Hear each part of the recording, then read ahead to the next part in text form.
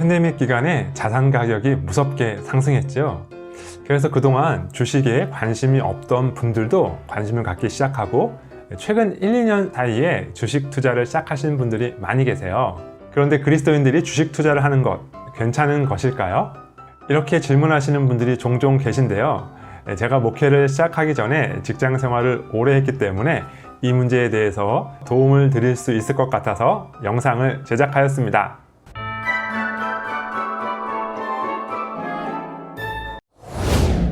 주식 투자에 대해서 평가하기 위해서는 먼저 기업이 자금을 어떻게 조달하는지 생각해 보아야 합니다. 기업이 사용하는 자금은 크게 내부 자금과 외부 자금으로 나눌 수 있어요. 내부 자금은 기업이 영업 활동으로 얻는 수익을 말합니다. 예를 들어 50원이 원가인 제품을 100원에 팔면 50원이 남지요.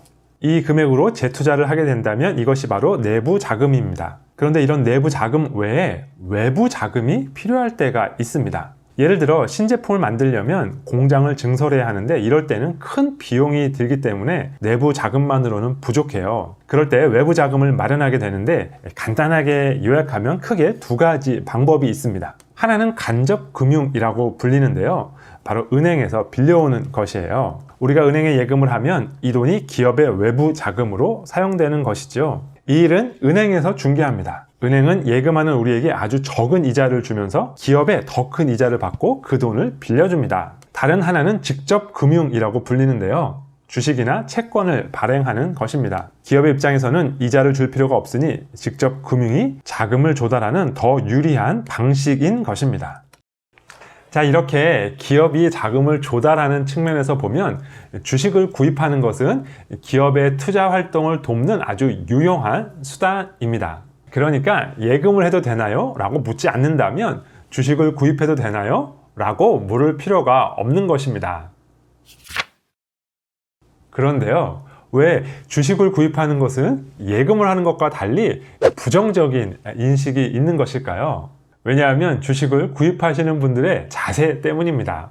건전한 주식 구입의 자세는 그 회사의 주식을 구입하여 그 회사가 잘 투자할 수 있도록 돕는 것인데요. 실제로는 오로지 시세 차익에만 관심을 두고 주식을 사고 파는 분들이 많기 때문입니다.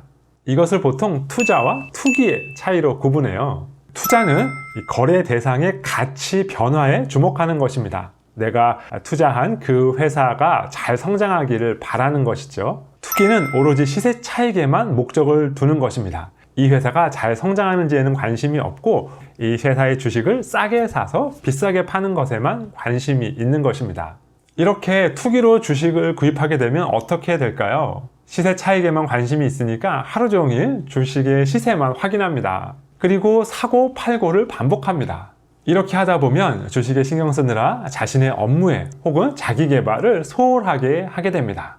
최악의 경우에는 큰 시세 차익을 노리고 안정적이지 않은 회사에 투자했다가 투자금을 다 잃어버리기도 합니다.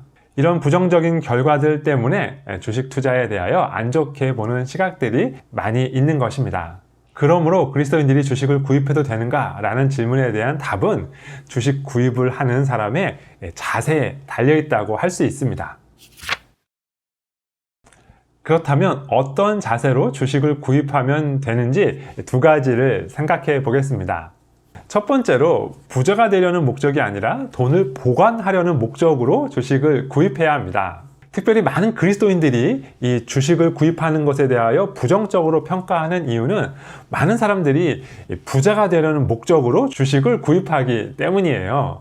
실제로 그리스도인이 아닌 많은 사람들은 부자가 되는 것 자체를 선하게 여기지요. 그리고 그렇게 부자가 되기 위해서 주식을 투자하라고 권유합니다.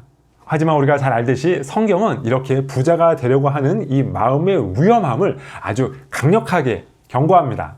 부하려 하는 자들은 시험과 올무와 여러 가지 어리석고 해로운 욕심에 떨어지나니 곧 사람으로 파멸과 멸망에 빠지게 하는 것이라.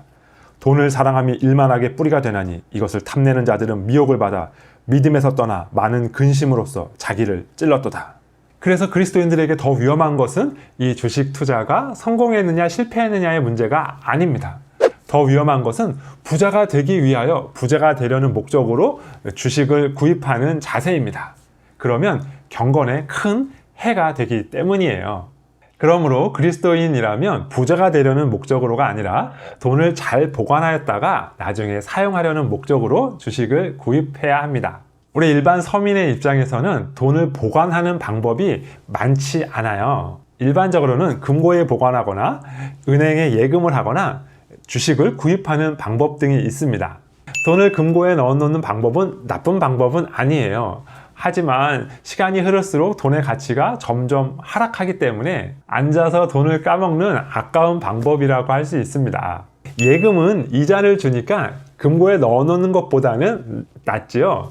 하지만 물가 상승률에 비해서 이자율이 너무 낮으면 역시 돈을 까먹는 아까운 방법이 될 수도 있습니다.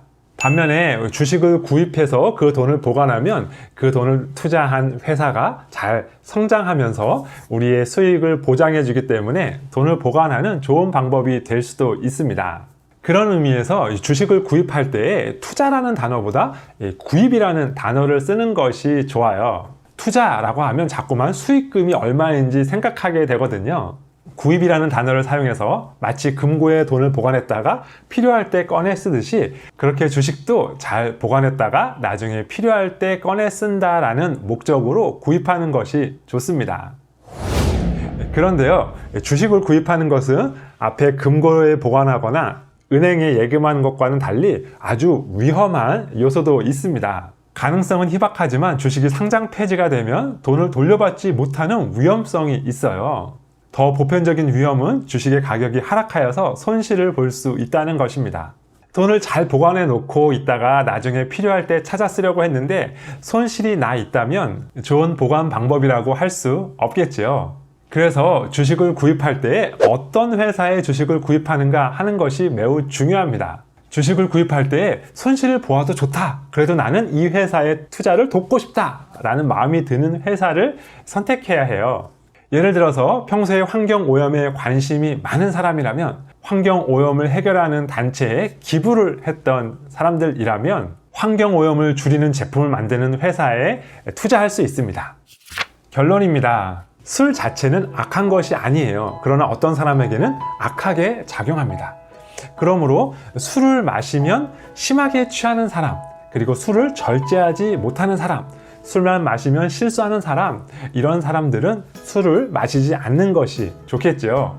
마찬가지로 주식을 구입하는 것 자체는 악한 것이 아닙니다. 하지만 주식을 구입하는 과정을 통해서 이 돈에 대한 집착에서 벗어나지 못하게 된다면, 매일매일 주식 시세를 확인하고 있다면, 부자가 되려는 욕심에 시세 차익에만 관심을 갖고 있다면, 더 많은 수익을 얻기 위해서 이웃을 돕는 일들을 하지 않고 있다면, 그런 경우에는 주식을 구입하지 않는 것이 좋습니다. 하지만 술을 마실 때에도 잘 절제하면서 한두 잔씩 기분 좋게 마실 수 있는 사람이라면 술을 마시는 것이 문제되지 않는 것처럼 잘 절제할 수 있다면 돈을 보관하는 방법으로 주식을 구입하는 것은 문제되는 것이 아닙니다. 물론 이렇게 잘 보관하고 또 수익까지 난 우리의 자산을 하나님 나라의 영광을 위하여 또 가난한 이웃들을 위하여 잘 흘려보내야 되는 것은 당연하겠죠.